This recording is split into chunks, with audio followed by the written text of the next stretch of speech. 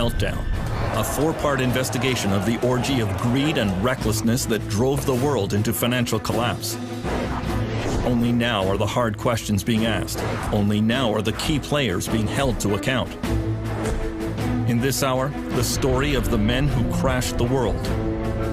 The billionaire mortgage seller who fooled millions. Everybody wanted to own a piece of real estate to get into the game. The high-rolling banker with a fatal weakness. Jimmy Cain tried to handle what looked like a joint. I'm not kidding. The ferocious Wall Street predator. I want to reach in, rip out their heart, and eat it before they die. And the power behind the throne. The de facto president of the United States was an unelected gentleman from Wall Street. Meltdown, the secret history of the global financial collapse.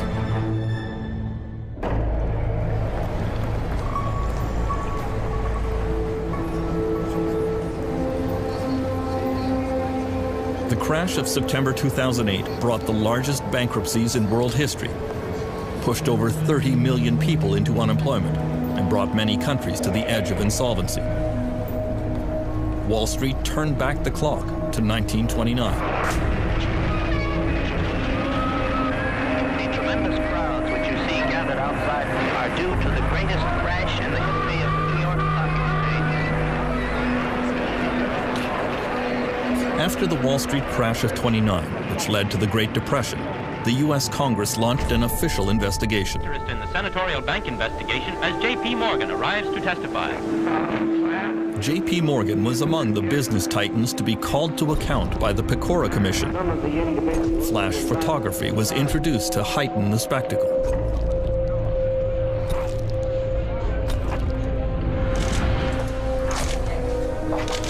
In 2010, the same model is followed for a new investigation of a new financial collapse.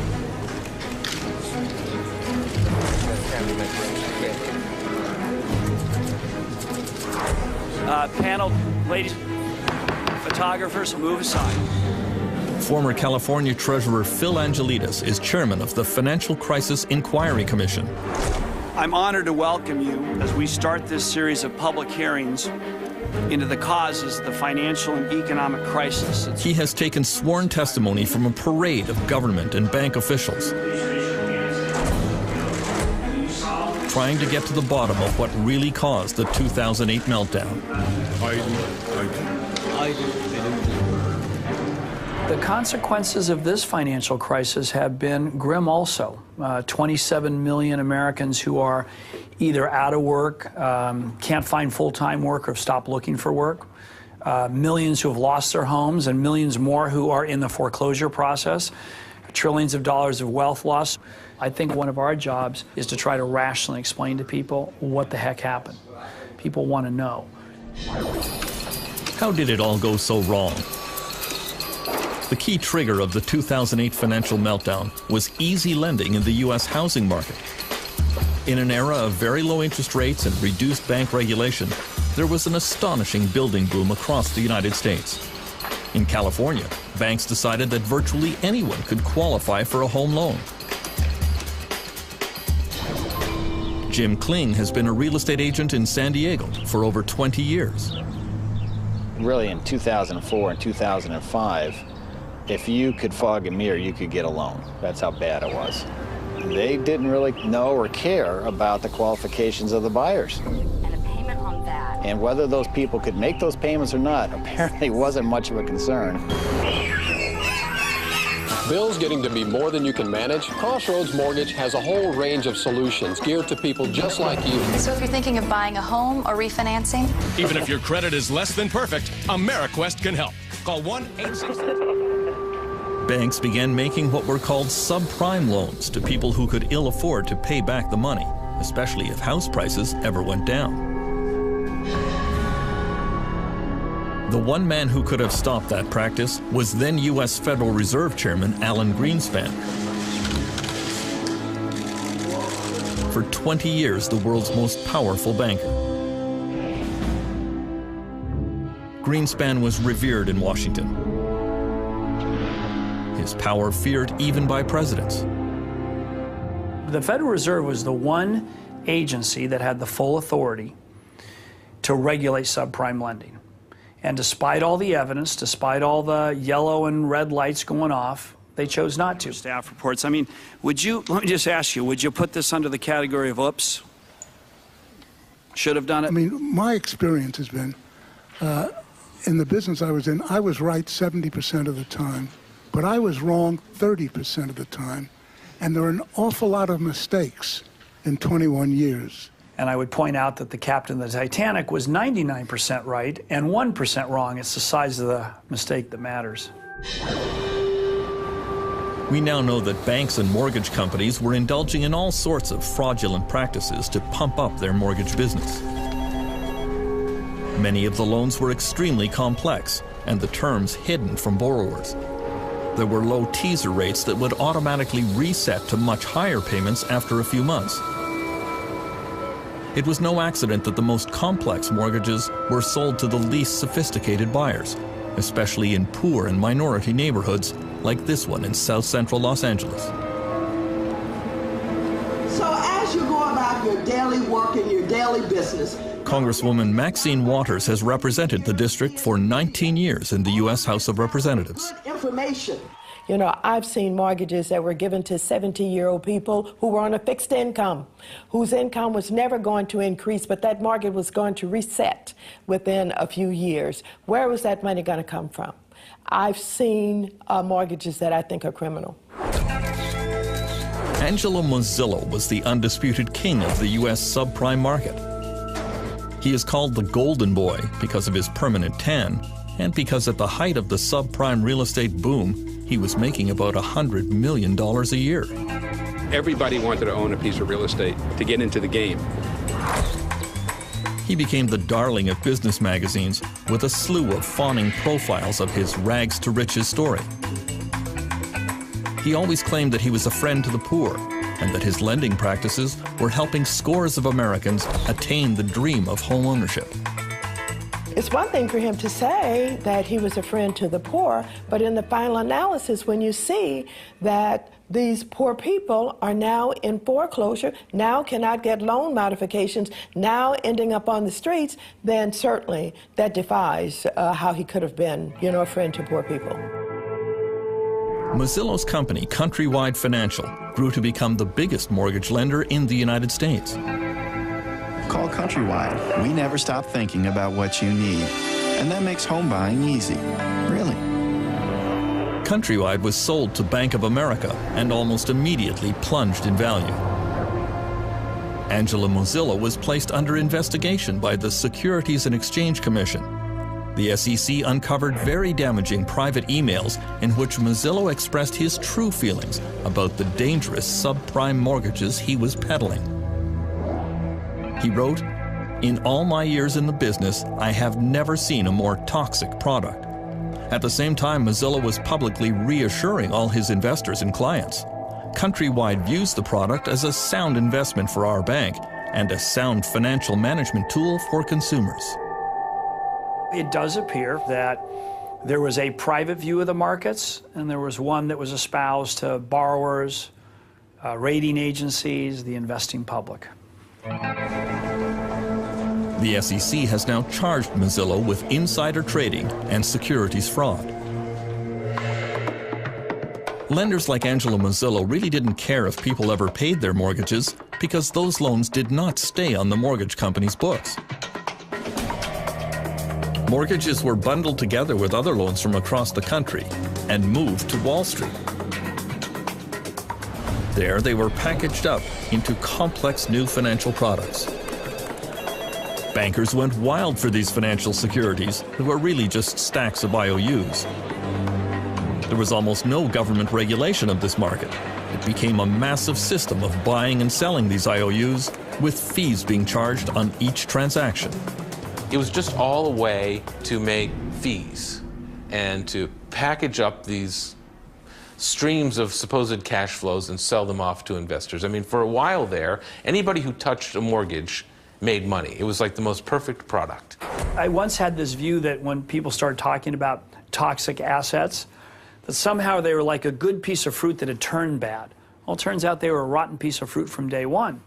And all along the way, whether it was the broker, the lender, the securitizer, the market maker, everyone seems to have taken the view that they had no responsibility for the product that they were moving along in the system.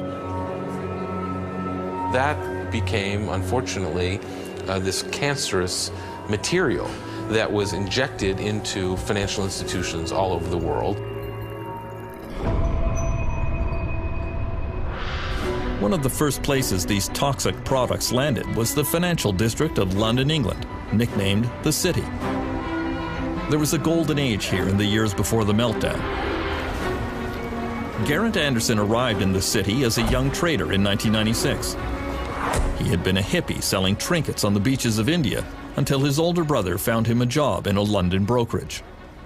I literally didn't know what the city was. I mean, I kind of was aware that there was a stock market, and I said, well, why? I mean, you have to wear a suit and things like that. And he said, I'll tell you why. It's quite simple. You'll have about £300,000–400,000 within about 4 or 5 years, and then you can go off and live the life you want to live. Since the selling of trinkets wasn't going down too well, I thought, why not? I had no idea about finance whatsoever. I didn't know what a PE ratio was. I didn't know what a yield was. When you're in the city, all you have to do continually is present a view and present it strongly and pretend you believe in it. It was all about schmoozing clients, taking them to strip joints, taking them to bars, getting that company credit card out and really giving it a bash. The wild atmosphere in Britain was brought about because Chancellor of the Exchequer Gordon Brown was easing financial regulation there. He called his new approach the light touch. We will advance if there is light touch regulation, a competitive tax environment, and flexible. Well, Gordon Brown light touch was an effort really to make the City of London the world's greatest financial centre. And it meant giving the financiers, giving the bankers a very free hand in the marketplace. Paul Martin was Canada's finance minister in those years. He says deregulation came about because of a competition between New York and London to become the financial capital of the world. The race to become #1 was very, very important. But how do you attract the financial industry? Well, the most logical way is what they call regulatory arbitrage, which simply says, let's gut the regulatory system, and therefore more people will come. The prevailing culture was one that the markets always go up. It was an easy way to make money, drinking champagne, fat cat analysts. It was a joyous time. Everywhere you looked, there was great big new offices being put up, statues being put in the forecourts, people building great monuments to themselves in terms of the buildings they occupied and the way that they behaved. By 2004, Geraint Anderson was making a salary of $300,000 a year, plus an annual bonus of $700,000. He was invited onto business television shows as an analyst. We had profit before tax growth of 9.5%. The whole game is increasing your bonus. You don't go into the city to do the world some good. You go there to make money as quickly as possible. And if that means lying, cheating and stealing, that's what you do.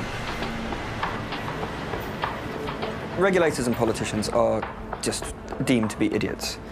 It's all about we will thrive with light touch regulation. And that, of course, is exactly what Gordon Brown was encouraging as Chancellor of the Exchequer. And interestingly, he calls my precise period in the city the age of irresponsibility. But it was partly to do with the fact he just said anything goes. And, to me, it's just obvious. The way people were behaving was a rational way of behaving in the context of the bonus system and the lack of regulation. If one country could be the microcosm of everything that went wrong in the years before the meltdown, Iceland is it. It is a place of staggering natural beauty. From its geysers, to its waterfalls, to its famous Blue Lagoon, it is a magnet for tourists. One thing Iceland was never known for was banking and high finance, at least until a few years ago. Iceland was transformed through the ideas of one man, longtime Prime Minister David Oddsson. He decided to shake Iceland out of its social democratic past and remake the country according to his free market principles. He surrounded himself with like-minded admirers. David Oddsson is somebody who fulfills the two criteria that Machiavelli puts up about political leaders.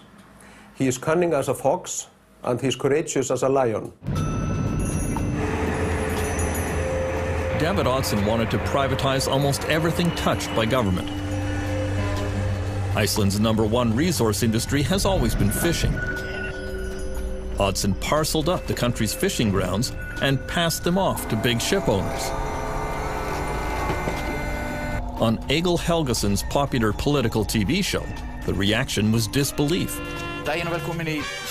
For many people, this would sound as it's almost surreal. You take the fishing grounds, the fish that swims in the sea, and you give it to a bunch of people who own ships for good. This is the main resource of our country. This was the beginning of what came later. In 2003, Oddsson made his most controversial privatization. Some of the biggest banks in the country were auctioned off in suspicious circumstances. Coincidentally, they ended up in the hands of some of David Oddsson's closest friends. Mr. Oddsson's friends were father and son who came from Russia with some money they had made from shady dealings in the brewery business in St. Petersburg. And suddenly they found themselves to be the owners of the oldest bank in Iceland. These guys didn't know the first thing about banking. In retrospect, they're either greedy criminals or complete fools. The newly privatized Icelandic banks embarked on an orgy of dangerous financial practices. Bankers sold securities back and forth to each other at vast markups that falsely inflated their value. All Icelanders were encouraged to buy a house, or even two. The central bank lowered interest rates, flooding the country with easy credit. As in the United States, this triggered an unprecedented real estate boom. Icelanders living and working abroad came home to take advantage of the wild market. I lived in the UK till 2003, 2004. Then I came home. I bought a flat for 9 million kroner here downtown, almost close to where we are now. 1.5 years later, I sell it for almost 15 million kroner. I'm like, hey, what's going on? I've done nothing to this flat, and here we are, 6 million kroner in my pocket, just for keeping it for 1.5 years. And of course, when you're benefiting from it, you're sort of, okay, well, this is great. There's a saying now, if something is extravagant, oh, this is so 2007, you can't be serious. 2007 is having Elton John in your 50th birthday party, as one of the business tycoons did. People just went too far. People took one loan too many. People bought one car too many. Iceland was not alone in its reckless financial planning during the boom years.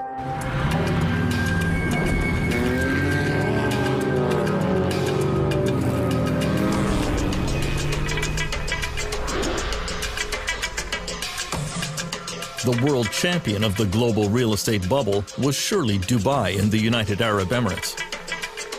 Money was no object, as every local sheikh and every booming company competed to see who could erect the most ostentatious building. No idea was considered too outlandish. When waterfront property rose dramatically in value, Dubai decided to make more. Ships vacuumed sand off the ocean floor to make the famous Palm Islands. On them were built an endless line of luxury condominiums and hotels that were snapped up by wealthy investors from across Europe, Africa, and the Middle East. Canadian Robert Lee went to work for Dubai's leading real estate company 10 years ago. Dubai in its heydays, we used to call the sales center the fish market. It's, you know, people could come and would say, give me an apartment, any apartment, I don't care what, 2 bedrooms, 3 bedrooms, just give me an apartment. Because in a way, people are buying options, because most people are buying things with zero intention of actually living in it. So they're buying coupons to resell it to somebody else. We'd be selling $1 billion worth of real estate in one day. All of this flowed from the vision of one man, Dubai ruler Sheikh Mohammed bin Rashid Al Maktoum. When he saw the first plans for what would become the world's tallest building, the Burj Khalifa, he had only one comment to the developer: make it bigger. I was silly to suggest a 90-story building. and the meeting was very short. He just left. But you know, I've been with him a long time, so I went again to the design studios, and then we put something really marvelous, and his question was, how much higher than anybody else? I said, it's about 40% plus. He said, great. He called me the next day and he said, where are the cranes? Was there no limit to how high Dubai could fly before it got too close to the sun? There was always a nagging sensation that is Dubai going to be like the other cities around the world that has seen the fall? But at the same time, you live here for a few years, you basically buy the story. You drink the Kool-Aid. And you're saying, hey, we must be different.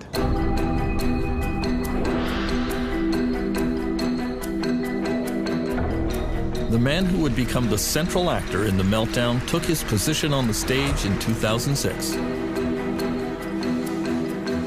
Former Goldman Sachs CEO Hank Paulson was one of the toughest of the Wall Street titans. Then he accepted the invitation of George W. Bush to become the U.S. Treasury Secretary. It was a controversial choice. Paulson was not universally loved on Wall Street. He was probably the nastiest guy of all of them.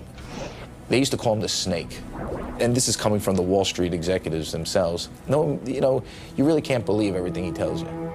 The reason why they didn't like him is because they couldn't trust him. Hank Paulson's aggressive, combative style came as a bit of a shock in government circles. This is a guy who would go through a brick wall to achieve his objective. Leopard doesn't change his spots. I mean, you know, why do scorpions sting? They sting because that's their nature. And, you know, Hank Paulson didn't change his nature when he went to Washington. Shortly after Hank Paulson arrived in Washington, the prices of California houses began to slide. Sales of existing homes are down a full 12% from just a year ago. As prices dropped, overextended homeowners threw more properties onto the market, triggering a downward spiral. Hank Paulson called me and started talking to me about subprime mortgages in the United States. There was a general consensus that there was too much credit and too much money sloshing around globally. We had had discussions about where this excess credit was likely to show itself, and it was showing itself in subprime mortgages in the United States, and that it was a large problem. Although few seem to realize it, the world was now infected with the toxic financial products that depended on the U.S. real estate market.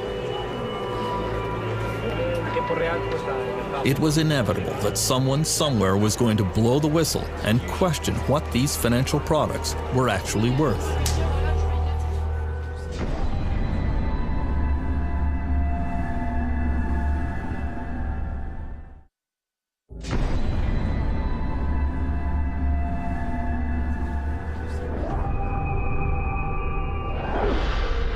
As it happened, the alarm sounded in Paris in August 2007.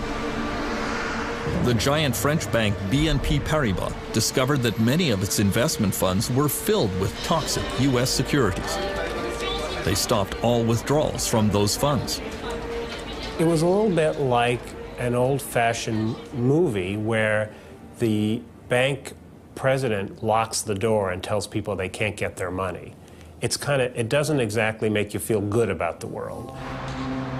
At the Ministry of Economic Affairs in Paris, the BNP Paribas decision triggered immediate crisis meetings, convened by Finance Minister Christine Lagarde.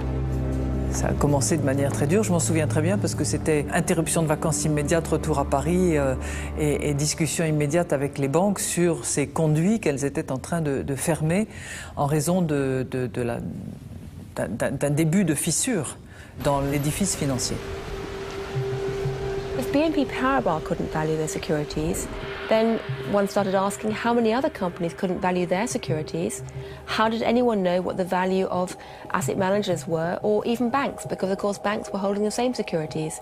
And so suddenly faith in some of the foundations of 21st century finance began to crumble. In September 2007, as cracks were appearing in the foundations of the global economy, the titans of the Anglo-American financial system began to tremble. First up was Britain's Adam Applegarth, a true superstar in London's business class. Applegarth had it all. He joined an obscure bank called Northern Rock in 1983 and had a meteoric rise, becoming CEO of the bank in 2001. Oh, he was a brilliant fellow, full of himself, full of confidence, felt he could do no wrong, loved the idea that he would become a transatlantic jet setter. He'd go over to New York to arrange the next tranche of securitized debt, and felt he had a model which was much better than everybody else. He didn't get it. He didn't get that he developed an unstable model and that the wholesale markets went wrong. His bank would fall off a cliff very, very fast, which is exactly what happened.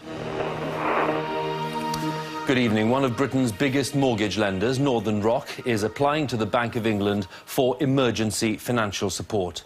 BBC News has learned that the bank... Within hours of the BBC bulletin, worried Northern Rock customers lined up to get their money out. Maybe it's safe, maybe it's not, but I'd rather know that it was safe. I'm just going to go put it in my bank and I've taken all of my money out. Most people in the Western world had never seen a bank run before with their own eyes, and so it was something they found almost impossible to imagine. The British government was very slow to react to the panic.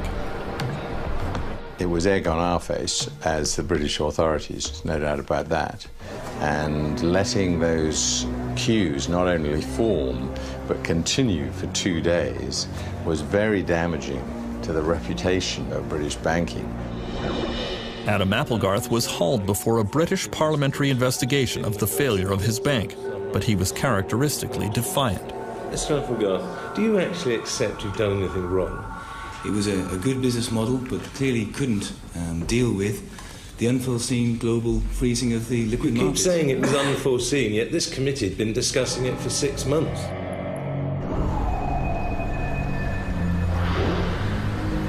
The Northern Rock crisis in Britain could have been taken as a serious warning on Wall Street, but it was not. I think people saw this as that's happening over there, that's not happening here. I think that the sense of interconnectedness was not realized until the very last moment. Through the spring of 2008, U.S. Treasury Secretary Hank Paulson was constantly reassuring his international colleagues that everything was fine with the U.S. economy and that only mild tinkering was required with the global financial system.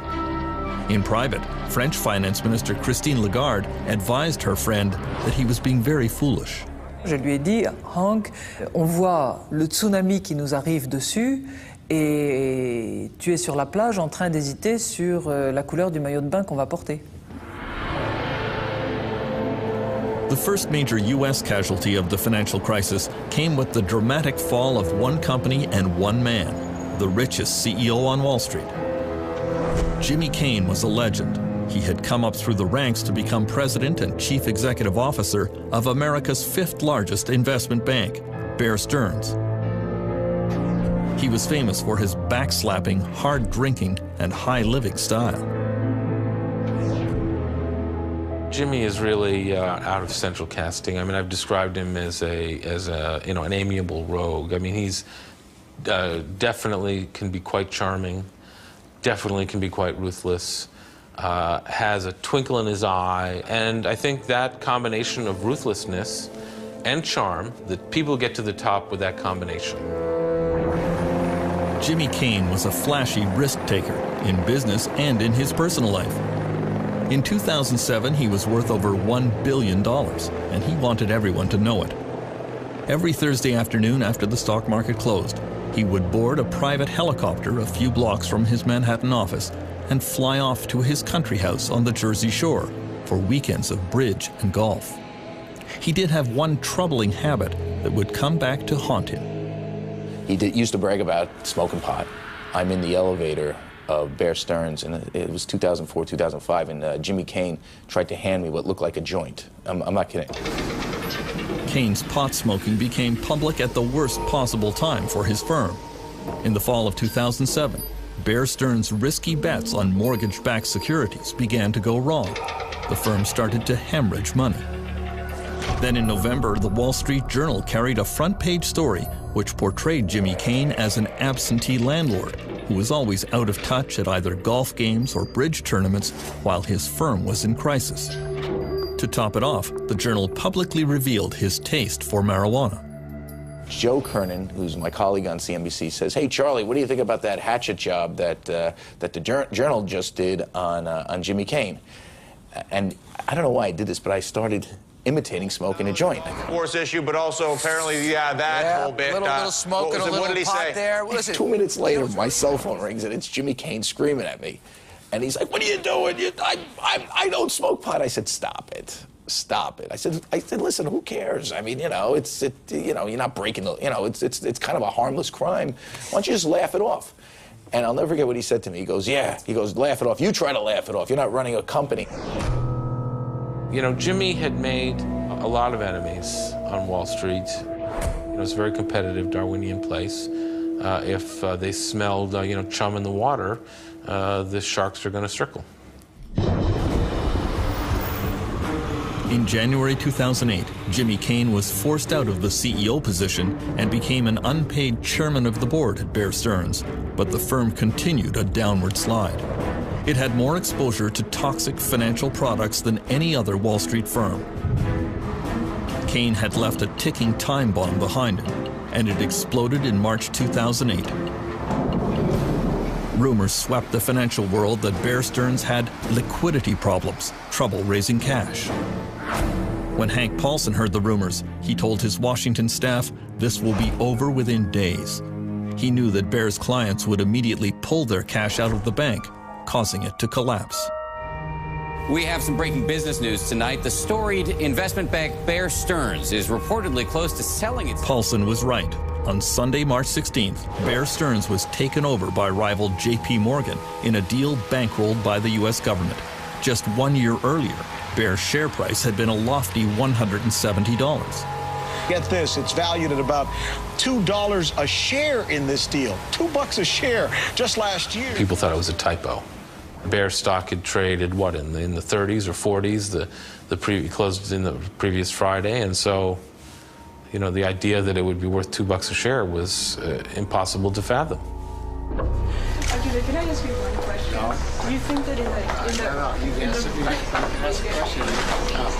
In May 2010, when Jimmy Cain was summoned before the Financial Crisis Inquiry Commission to account for the collapse of his bank, he seemed to suggest it had nothing to do with him. Cain presented Bear Stearns as a victim of market hysteria. The market's loss of confidence, even though it was unjustified and irrational, became a self-fulfilling prophecy.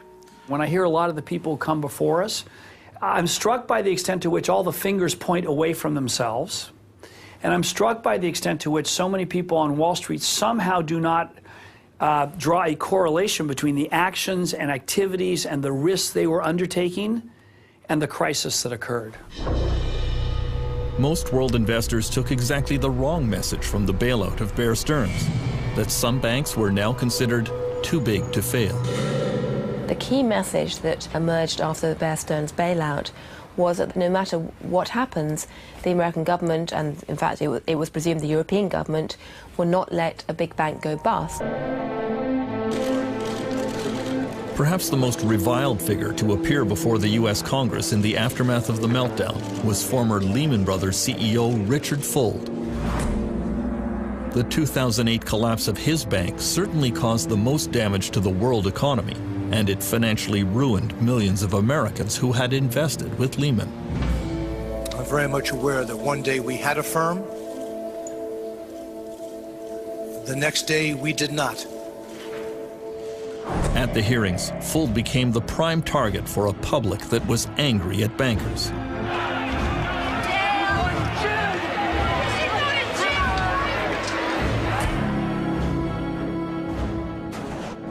Dick Fuld had spent his entire career at Lehman Brothers, starting at the bottom and clawing his way up the ladder. In later years, he assumed all the trappings of unfettered power. His word was law, his judgment never to be questioned. There was a huge cult of loyalty to Dick Fuld as the chief executive of the firm. People, on the one hand, admired what Dick Fuld had achieved, but secondly, this was not an organization where you, as a matter of casual incident, decided it was a good idea to disagree with Dick. way he created Lehman Brothers, it was almost a cult of personality. The personality was his personality, which was, it's us against them, we're gonna fight everybody, and we're gonna win. Dick Fuld was determined to intimidate anyone who might cross him. In this internal Lehman UK video, he was angry that some traders were driving down his stock price. But what I really want to do is I want to reach in, rip out their heart, and eat it before they die. I think in the tape there's a sort of nervous laughter in the auditorium. I think that sort of reflects quite a lot about how people within Lehman saw Dick. On the one hand, it sounded at one level amusing, and then you sort of thought to yourself, I suspect if you were in that audience, the really scary thing is he sort of could probably do it. Lehman Brothers entered its death spiral on September 11th, 2008. The stock was plummeting. Dick Fuld was advised that it was time for a fire sale of his corporate assets, but he resisted. Telephone records show that U.S. Treasury Secretary Hank Paulson spoke frequently with Fuld, but he felt his message was not getting through. He was definitely exasperated with Dick Fuld. I think everybody was. He seemed to be unable to recognize the gravity of the situation his firm was in and unable to do the things that were needed. On Friday, September 12th, Hank Paulson decided that it was time for drastic action to save Lehman Brothers, but he did not want to authorize another government bailout. He flew to New York on his private jet and summoned all the Wall Street CEOs to an emergency meeting at the New York Federal Reserve Building.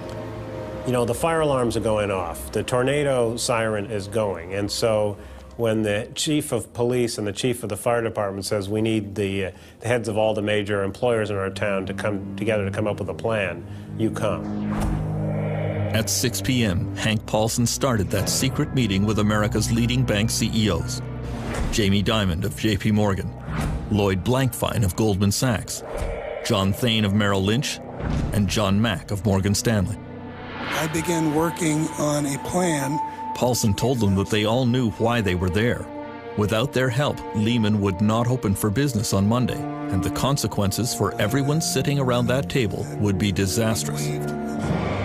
Across town, Dick Fuld was astounded that Hank Paulson had not invited him to the crisis meeting. Here his company is basically being carved up, and he's not allowed to be there. He's calling and they're not returning his calls. Inside Lehman Brothers, there was an air of unreality. The firm had been in existence since 1850. They had survived the Great Depression of the 1930s. They had survived the 9/11 attack that destroyed their offices in the World Trade Center. Surely they could survive this. Tonight, one of the biggest investment firms is in serious trouble.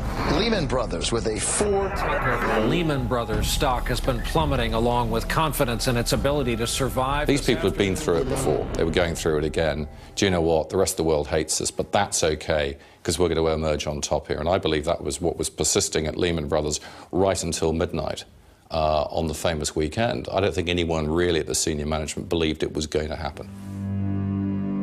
On Sunday, the bankers finally came up with a private sector plan to save Lehman Brothers. The company would be divided in two. The solid assets of Lehman would be purchased by Barclays, a British bank. The American bankers agreed to take over the questionable parts of the company.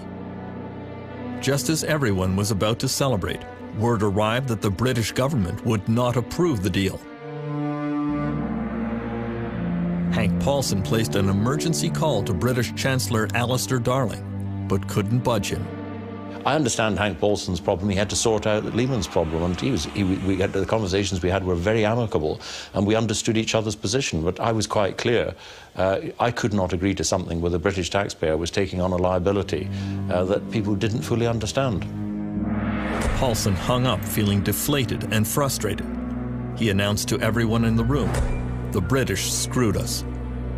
Objectively, this deal was never going to happen.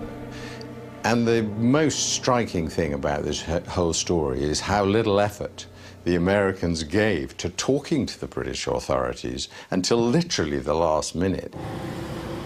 Paulson knew Lehman's failure would bring financial catastrophe. Millions of people around the world would lose their savings and pensions. At this moment of maximum tension, Hank Paulson had a panic attack.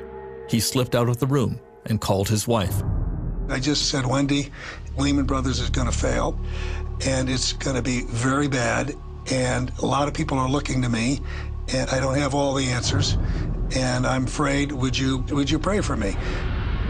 This has been an historic Sunday on Wall Street, and it's not over yet. At this hour, the Lehman Brothers Investment Bank appears headed toward bankruptcy. With $613 billion in debt, Lehman is by far the largest bankruptcy ever in this country, dwarfing... On the sidewalks of New York and in investment houses around the world, there was a rising sense of panic.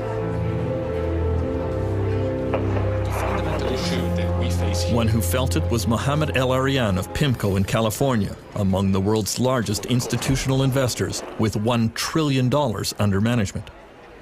I remember calling my wife and telling her, go to the cash machine, take cash out, because I'm not sure whether the banks are going to open tomorrow. There was a feeling that the system was incredibly fragile, that the unthinkable was clearly thinkable. Lehman Brothers officially declared bankruptcy at 2 a.m. There was widespread fear that could trigger a chain reaction that would take down the world banking system. At the New York Federal Reserve, then President Tim Geithner told his staff to prepare for the crash landing of Lehman. He told them to put foam on the runway. The problem is they didn't put nearly enough foam on the runway, and there were all sorts of unintended consequences. The ripples that they anticipated turned out to be a tsunami. The tsunami unleashed by the crash of Lehman Brothers would sweep around the globe, destroying millions of jobs and wiping out the economic future of entire countries. Protests rocked world capitals, from Reykjavik to Beijing to London.